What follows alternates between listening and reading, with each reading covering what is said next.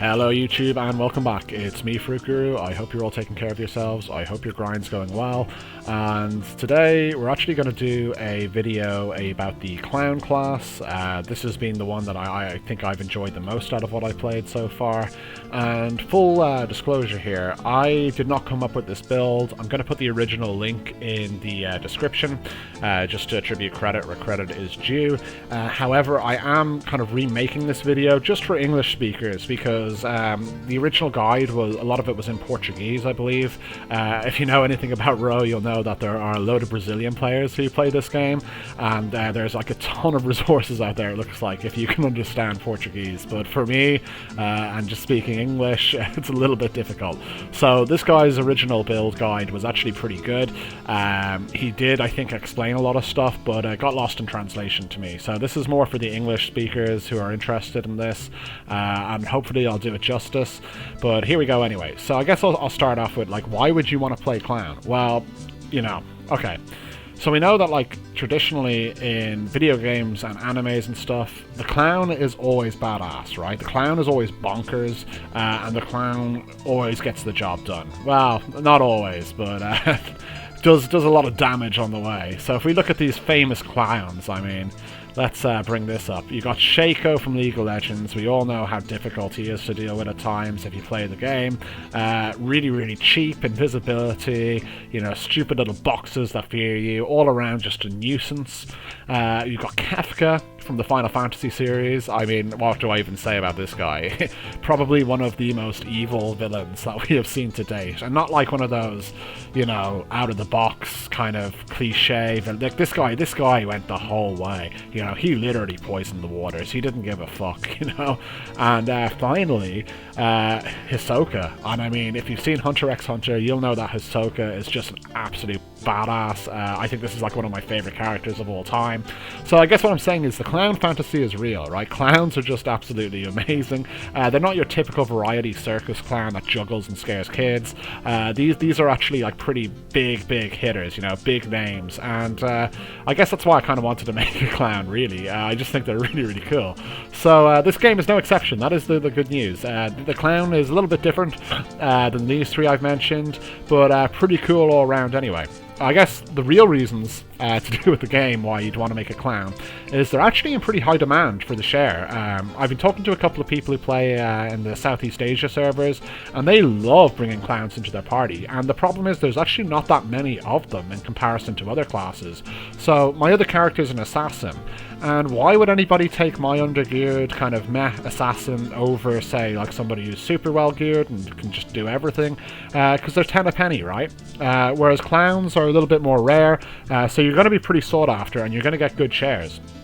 So that's one reason. Another reason is these guys excel in PvP. They are so good with their debuffs, the damage they can do. They're just all around an absolute nuisance, as clowns should be. And yeah, I mean, I think one guy said if you ever have the choice in a duel, like, try not to go up against a clown, because you don't know what to expect. They can just absolutely gimp you, and I'll explain a little bit more about that in a minute. But I guess to start with, for building one of these, we'll start from the baby steps. We'll start from when you're a little novice and you're just going to Archer and you're doing your Dancer. Now, this is probably the crappiest part, to be honest, because it's so underwhelming being a Dancer. You're going to basically want to go into your stats, and all of your points are going to go into Dex. You are going to have to respec this later, because as you can see now, I don't have anything really specced into Dex. So this is going to have to be changed. But I'll get to that in a little bit. But for the leveling process, before you get to job level 60, everything just gets poured into that. So it's pretty straightforward. And the reason why you're going to pour everything into that is just basically to get your auto attack up, so you can one-shot more stuff, get your damage up, you know, from your skill, your AoE clear. And generally, it's just going to be the one thing you can do to carry you. So in regards to the skills, obviously these are set for the clown now. But all I did was I took from the Archer the two passives. I did take this arrow shower. Now, this was a bit of a mixed bag because I found my guy just constantly casted this on one enemy with about half health left, and it was wasted a lot of the time, but every now and again I'd hit 4 or 5 things with it and I'd get a bit of value out of it. So I'm not going to tell you that it's the best thing to go for, but it kind of got me through a little bit of the grind. I also actually had taken first aid, and I need to come back and take this again later just for a little bit of sustain until I get like better cards that'll sustain me. I'll talk about that in a bit. And then once you get to Dancer, I took the Focus Ballet passive, and I did take the Impressive Riff, just to kind of get my team a little bit stronger, get me autoing a little bit faster, and all around that's basically going to be your core before drop level 60.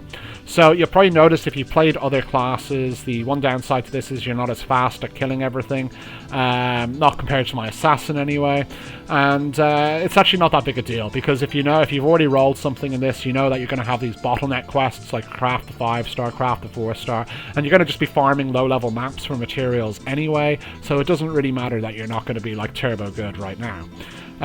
So that's basically the leveling process. Now, I'll start with the stats for once you get into clown mode, right? What you're going to want to do is you're basically going to be split between 2 stats, and that's going to be agility up to a point and intellect. So intellect's probably the easier one to talk about, so I'll start with this first. All your damage source is basically from proccing these random skills, and you proc these from skills in our class tree, and you're also going to proc these from cards that I'll go into in a bit. And these all scale off intellect and magic attack, so you're going to want to basically pour every kind of point up after you've dealt with your agility problem into intellect. So that's straightforward enough. Agility is a little bit more complicated. You're going to want to basically get up to 410 attack speed.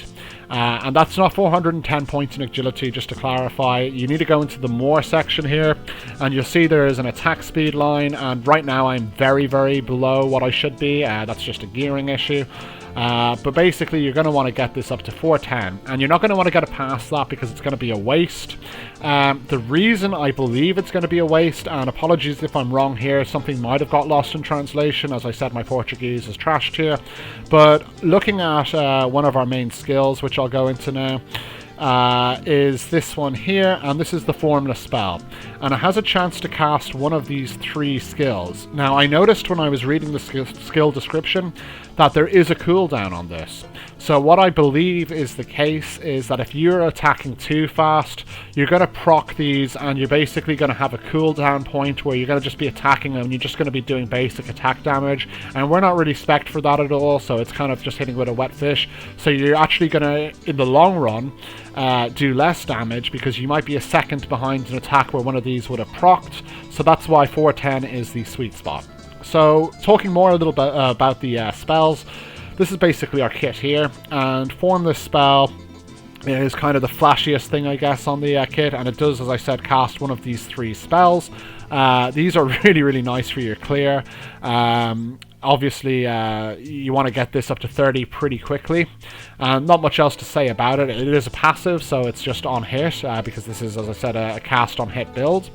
The next thing I'll talk about will be the Tarot Card of Fate, and I love the kind of thought behind this. I think it's really cool. And this is really, really nice. It has 3 on-hit status effects, which is crazy. And if you think about what I was saying about PvP, have a look at these. So Silence, right? Skill use is disabled, so that's not just for casters, that's for everybody across the board. That's paladins, that's anything and everything. So you can see how strong that is in PvP if they're silenced. Curse is another really nice one. Anything that does like high damage with critical attack rate, it's going to nerf that. So your assassins and stuff are going to have a pretty hard time. They're not going to be reaching their potentials. They're going to lose a lot of their burst. And finally, freezing again. The movement speed isn't so big, I guess, a lot of the time, but the attack speed really is.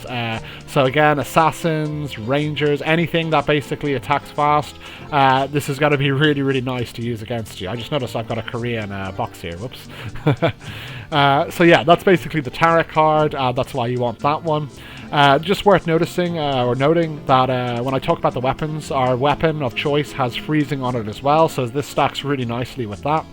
And finally, for the clown skills, Hermod's Rod. This is basically, it's a castable one that you put on your active bar, and this does a big AoE, lots and lots of damage, and it's a very quick cast, which is going to bring me on to the next thing. You'll notice that I haven't taken Severe Rainstorm, and the reason why we haven't taken this is because basically the animation is too long, and whereas it does do a lot of damage up front, you actually basically gimp your overall DPS, because while this is proccing, you can't auto attack, and you're missing out more in the long run. So you're going to want to avoid this one. In regards to the other skills, you will of course be taking Focus Ballet. This is just a nice passive that increases the hit rate and critical hit rate, so can't go wrong with that. Also, if you notice, gives you magic attack up, which is really nice for our skills. We also take Impressive Rift, or Riff I should say. This increases allies' attack speed for a period of time. It is worth noting that allies includes yourself, of course, if you weren't sure, and this is basically going to let us hit that 410 cap a little bit faster, and it's going to make us in high demand for other people's parties when we're sharing our character, because this is just good on so many things, right? I mean, you can't go wrong with it. So a lot of people are going to want you for this reason. So when you are sharing your character, if you're lowering your BP or whatever, do leave this on, because this is why people generally want you.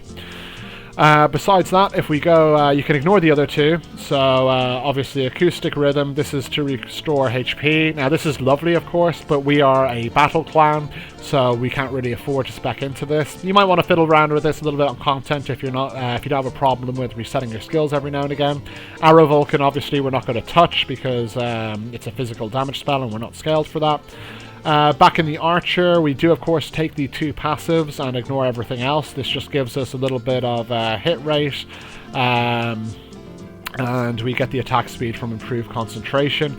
I've kind of put Owl's Eyes on very low on the priority rate right now, because I don't get as much value from it at the moment anyway. And finally, when you get a little bit more skill points free up, you can take the First Aid if you don't have the cards needed to self-sustain, and you can dump some points in Combat Mastery, which will just give you a little bit more damage for your magic attacks. And that's basically the skill tree. It's fairly straightforward. You only actually really end up with a couple of actives, so it's not too bad at all. You don't need to buy all the boxes. And that's all I really have to say about that. I guess we'll go into the gearing now, and this is going to be probably like any character, the big bottleneck long term. So let's bring up, I actually put an image in just because it's a little bit easier. So you're going to be going for the Fell Rock set for the helm, the manta, and the armor. And this, if you didn't know, is craftable with a catch. You need to do your daily airship assault a lot. You can see it here. I guess what you're really hoping for is if you get one of these pieces out of the airship boxes that you get when you farm these, you can also craft them as well. You'll be able to make these corresponding pieces. And you're basically, for the hat, you're going to want to put Orc Hero card into it, and Masterlings. On the Masterlings note, you're going to need a ton of these. So keep refreshing your special shop. Hope that this pops up. Hope you get this through other means, because you're going to need so many. And basically, just to give you an idea of what the Masterling card does, if you did not know, I believe I have one in the ring, so obviously a lot of work here, but you can see we get magic attack up, we get HP up, and we do also get default stats up, so it's basically just across the board pretty nice. And yeah, you're going to need to buy as many of these as you really can. And that's about it. So you'll notice my gear is pretty low, because I'm going to upgrade certain parts of it, and I've realized Zenny is pretty important in this game, so I'm trying not to throw away Zenny where it's not needed, even if it's little bits. Then we'll go into the manto. So this is the Fell Rock Cloak. Again, hope you get the base from the box and craft it. You want the Tani card for healing. You want the Kasa. This is for the Firebolt. This is what I was talking about earlier. It's another on-hit spell, so you're going to be proccing more and more stuff and doing more damage. And then, of course, Masterling to fill in the others. The armor is going to be the Fell Rock armor again. You want the Savage card, and the rest is Masterlings. Not much else to say there. The weapon is the Mystic Bow. Now, if you're lucky, when you're leveling up, you're going to get one of these out of a box or something, and basically, you're going to get, if you do get that, even better, but you're going to hopefully get at least the frozen bow. And if we take a look at this here, this is the frozen bow that you're hoping to find to craft into the mystic bow. And why we use the mystic bow is because it's just perfect for this build all around. You get the intellect stat, you get the magic attack stat, you get that freezing rate on basic attack, which, as I said, stacks with our other passive from our skill tree, and skill cooldown decrease, which is nice as well. And of course the base has magic attack on it as well. The attack we're not so worried about. So this is something that you want to try and get pretty early on if you can. It's just really good for the whole kit in general. And in this, you're going to want to put the Captain Felrock card. So of course this is from the airship assault as well. You can see it here. So it's just magic attack and overall damage. It's really nice all around, so try and build that when you can. This one's actually easy, you just need the tokens to save up, so it's just a time game more than anything. And then you want Masterling card, you want the Lunatic card, and the Draenlier card. And the Draenlier card, really worth noting, because I think most builds are going to use this. Basically just gives you more sustain, so you don't need heals from other areas. And then finally, the two easiest, I guess, pieces of gear to get like relatively quickly are going to be the ring and the necklace. So the ring is going to be the King's Protection ring, and you can craft this if you find the 4-star base, which I was lucky enough to find, so it didn't seem to be too hard. Here it is here. It just gives you Vit and HP, so a little bit tankier. That's all we can really get for best in value right now. And in this, you're going to want to push your Ifrit card. So again, this is going to give you Fire Pillar Earthquake, and this is going to basically improve your damage all around. It's going to be more stuff when you're auto attacking that's going to be casted. You're going to want Osiris, you're going to want Chon. And then for the necklace, this is pretty easy to do as well. You can craft up one of these 4 stars. The base for the 3 stars is really easy to get, and you're going to eventually want to turn this into the Blackwing brooch, and this you're just going to fill up with Masterlings. So I wasn't kidding when I said you need a lot of Masterlings if you have a look at the list there, right? But that's fine, it's not that too bad to get. I mean, it could be worse, right? So with that said, that's basically the gear, that's the skills, that is the stat distribution, and yeah, I mean, I guess that's basically it in a nutshell.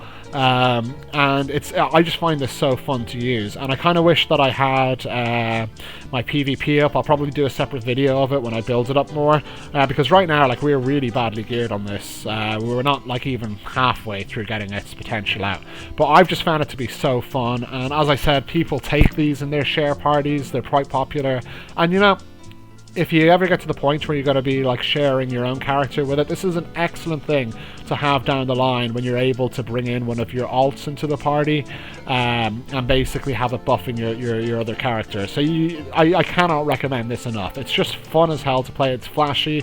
It's worth noting you don't have any MP problems, because stuff that's casted from attack doesn't actually cost you anything, so you don't run out there, and it's just all around a nice kind of solid class to go with. And I kind of can't wait to see where my next step is when I build it a little bit more, so I will keep you posted.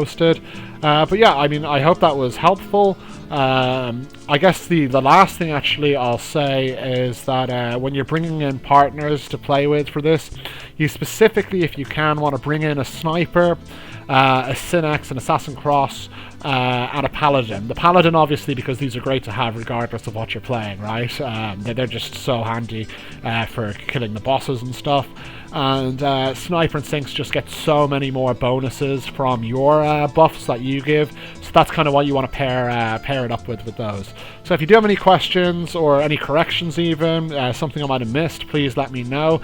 Once again, I really don't want to take credit for this build because it wasn't mine, so the original link is in the description. But I hope you enjoyed this video, I hope you found it helpful, and yeah, I mean, let me know if you have any other thoughts. So good luck in your grind, take care, Fruit Guru out, bye.